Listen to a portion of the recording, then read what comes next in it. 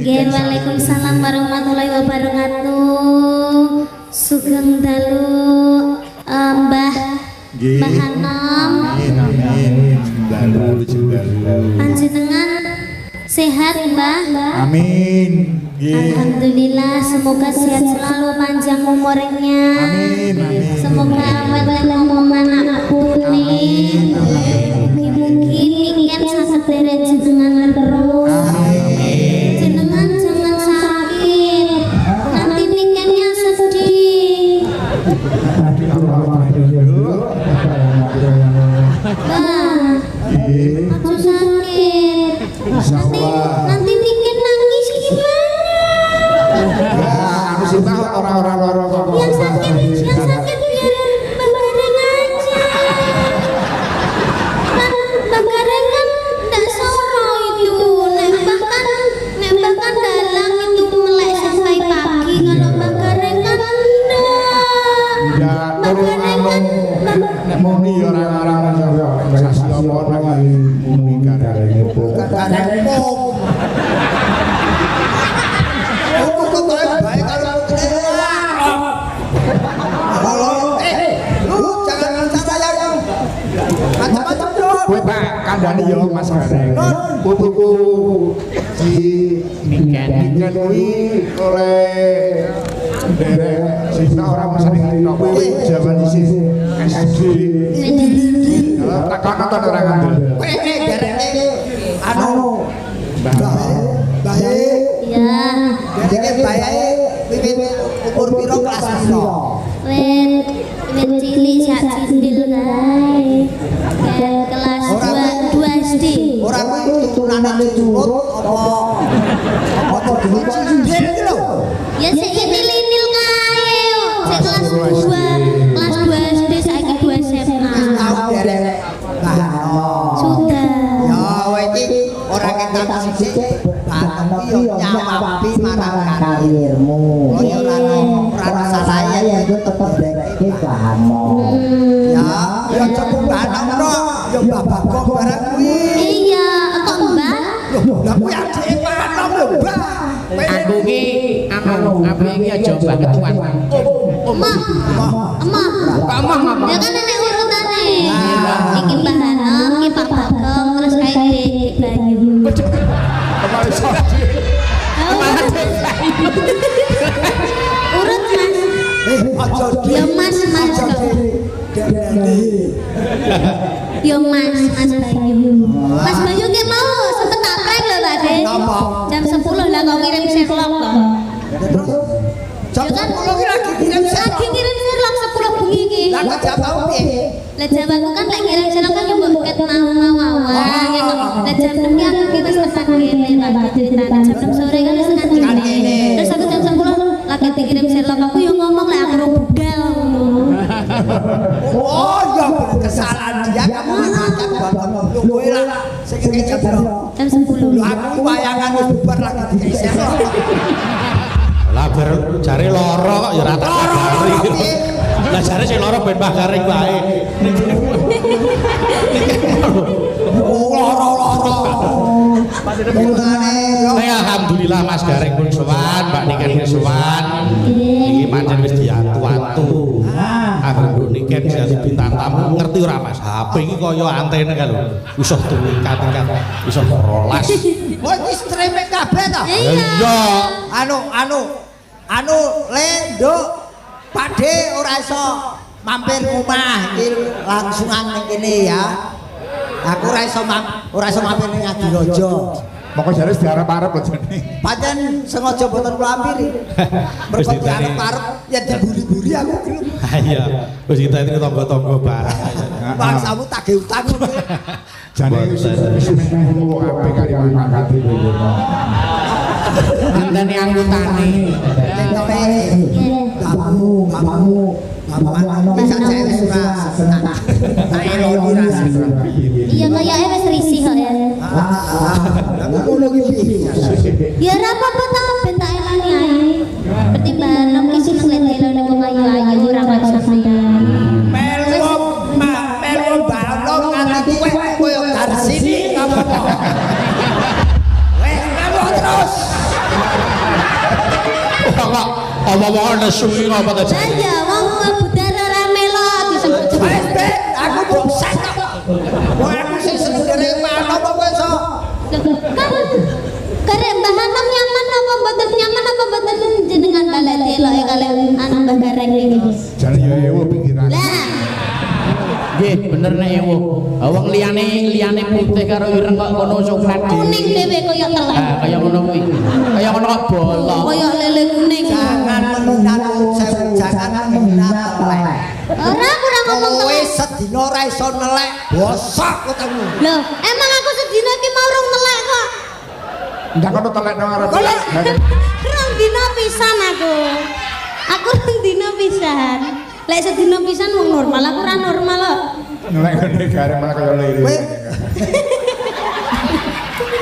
Kowe dina rong nelek. Saking kae ya. Nyapa? Kae lho sing ngomong dhewe. Nyapa? Nanti nganggo pepres. Nelek. Ora sak rebuk telek ayo Jenengane ngomong telek. Ayo. Nanjake. Nanjake. Gedung iki kan kowe matur apa sih karo panjenenganipun keluarga besar dari Pak Dani Srianto. Siapa itu Pak Dani Pak Srianto? Lho kowe iki sing bayar kowe kok. Lho aku teko Mas Bayu kok. Wah makelar to kae. Ora sae lho. Ngono aku. Wis Den, aku. Wah ora ben Pak Dani dhewe.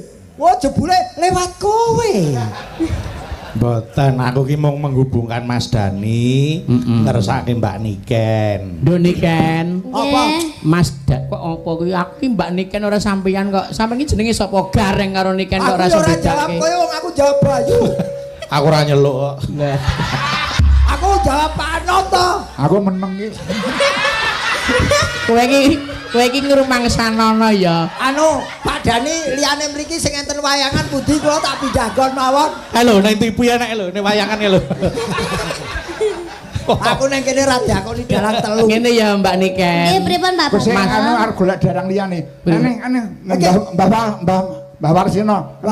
Mbak Warsino Batu. Wis. Bawa sing mboten ngomong. Ndak gelu sing ora ono.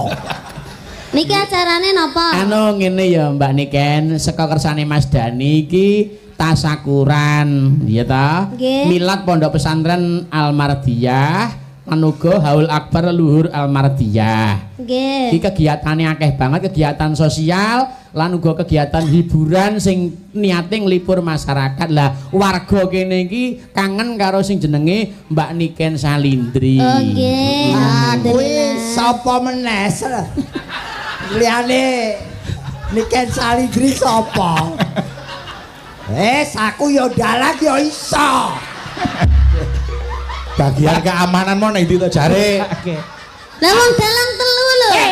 Seragame putih. Jane papat. Suliye Mas Warsino Slek. Lho iya, dalang telu iki seragame kabeh putih-putih. Lah sampean kok malah wajahe sing putih. Oh. Iki nandakake bahwa saya tuh seorang yang putih suci tanpa dosa. Lah kuwi enek irenge kok kaya telek cecak nek putih karo ireng kok. Wong ki ora ono sing sempurna. Sesuci apapun orang pasti punya dosa walaupun setitik. Ya, hebat. Iya. Mula sesuk neh iki anu konfirmasi se. Apa, Mas? Sampeyan ki nek lewat anu Limbuk, Mas Limbuk klambine apa? Seragame apa? Ben ketone Menyesuaikan. kaya keru. Lah. Ngerti ra? Keru kok keru. Dalam kono ki TLK. Apa iki? PLK. Telek. Wah, Ketelek. Dan kok warnane apa biru? Bareng aku nggawa biru, ngerti-ngerti ireng. Aku ping piro ae diblusukke. Lah wis Sing ngerti. penting sarwa silaya. Aku tenan aku kok anggere mbok sakiti meneh, aku ora melu kule. Melu Pak Anom. Lah kok Bapak ora lunga iki dadi. ora lunga malah kon ngeroki. Ya nek ora Mas Bayu ya takon karo sapa wong Loh, anak tapi buah akeh sing lho. salah niku gancane Pak De Gareng kok Pak. Lah nggih. Kudune sampean lek wis ngerti sampean bolak-balik disakiti, dibohongi, diapusi, diprank kudune sampean nggawa klambi sak lemari. Lah. Menyesuaikan Ini cocok. teman-temannya. Mobil iki dikebaki dandan gareng sing akeh. Oh. Kuwi arep tanggapan apa minggat? tanggapan sewengi makan se. Lah ben sarimbut tok. Saribet.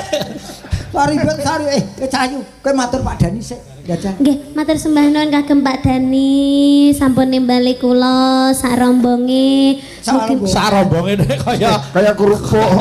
Bar dodol kerupuk apa piye kok. Oh, dadi Mas Gareng iki dianggap rombong. Lah kowe jejer Mas Gareng kok.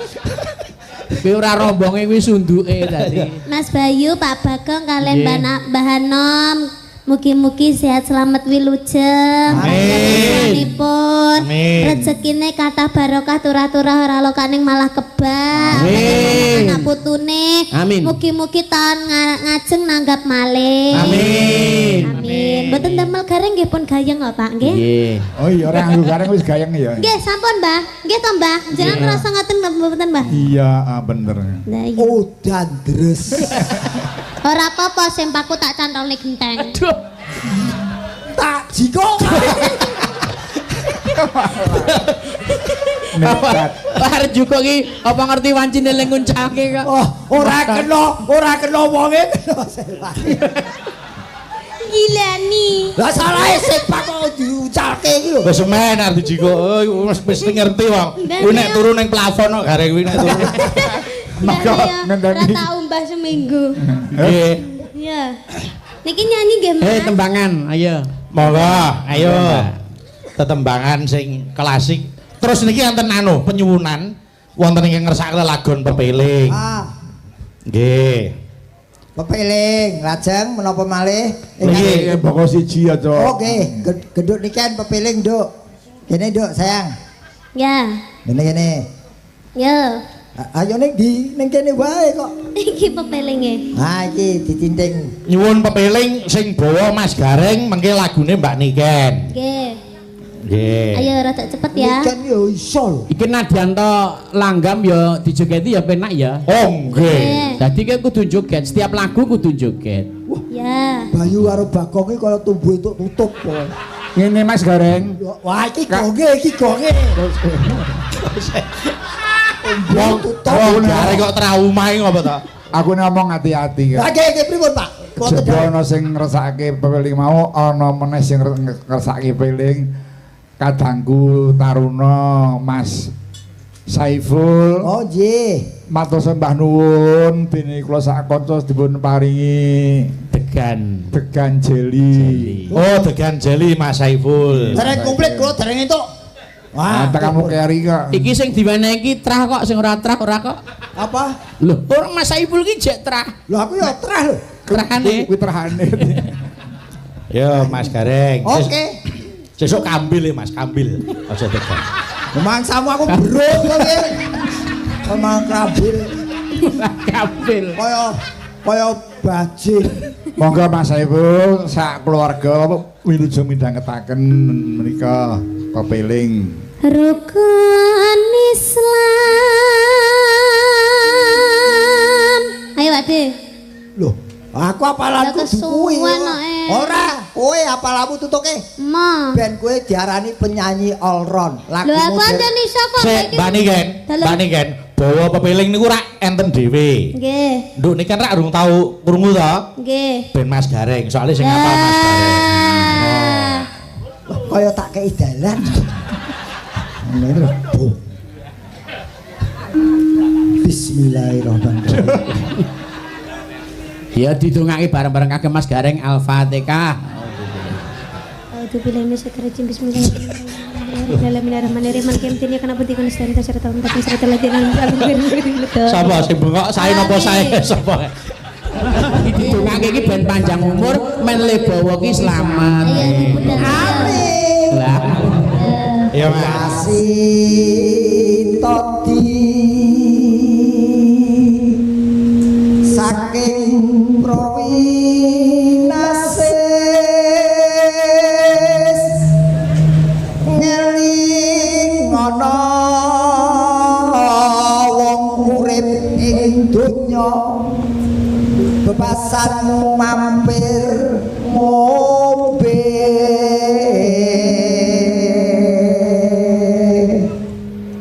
salat kang 5 waktu kudu tansah dipun lampahi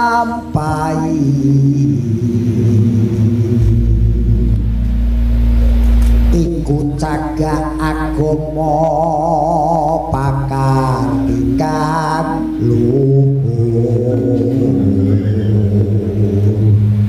ngedoken tumindak mungkar yakti urip mangyo tentrem lahir batin bejo donya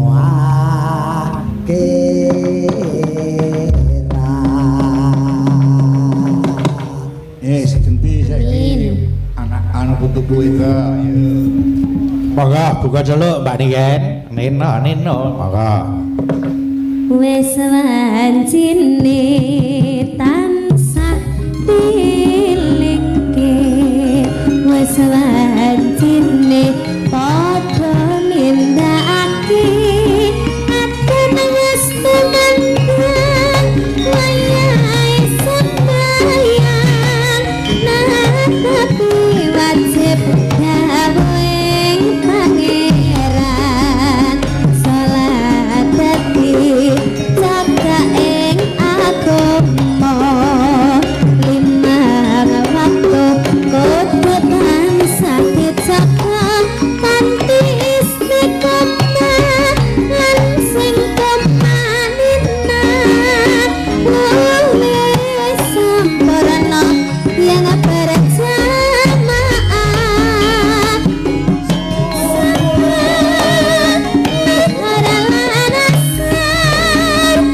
salat saya pinatake tindak mungkar magrib lan isya cangkepi perayakake tinambah salat sunai sasembrono iku perintah agama ngelingana ing donya mong sadelo sabar lan tawakal pasrah sing kuwasa yen kepengin besok mung swarga